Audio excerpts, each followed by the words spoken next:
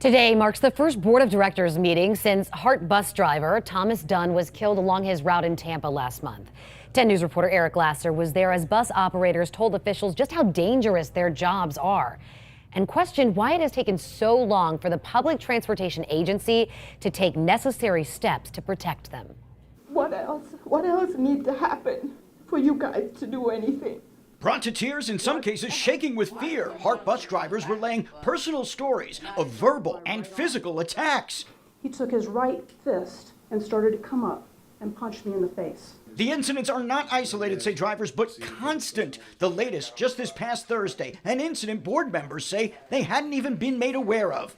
This gentleman came close to the driver, a new driver, and said, "I'm going to kill you." Dozens of drivers and union members gathered at the HART board meeting demanding changes now. We are Thomas Dunn. Several invoking the name of Thomas Dunn, the bus operator stabbed to death May 18th. My name is Colin Malloy. I'm the Director of Safety and Security with the Hill. In protest, drivers walked out of the meeting just before HART safety managers offered an updated list of safety measures, enhanced training to deal with confrontations, better cameras and monitors aboard buses, top-level armed security at key bus stations. The issue with most of those solutions, say drivers, is that while it does a lot to enhance passenger safety, it doesn't do a whole lot for them.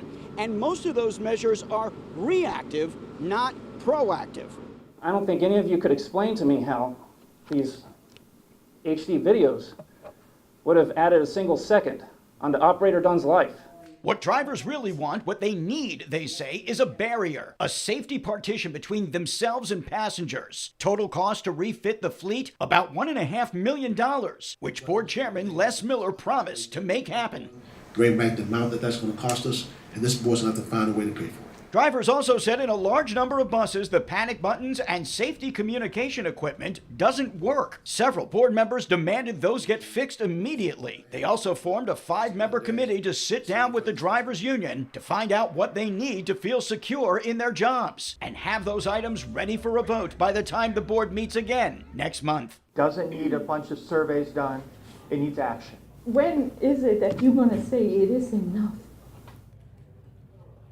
And board members did start today's meeting with a proclamation in Thomas Dunn's memory.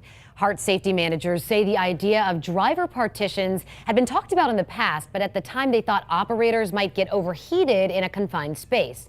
They did promise to spend the next few weeks looking for a model that will work well in our climate here in Florida, while it still addresses security concerns.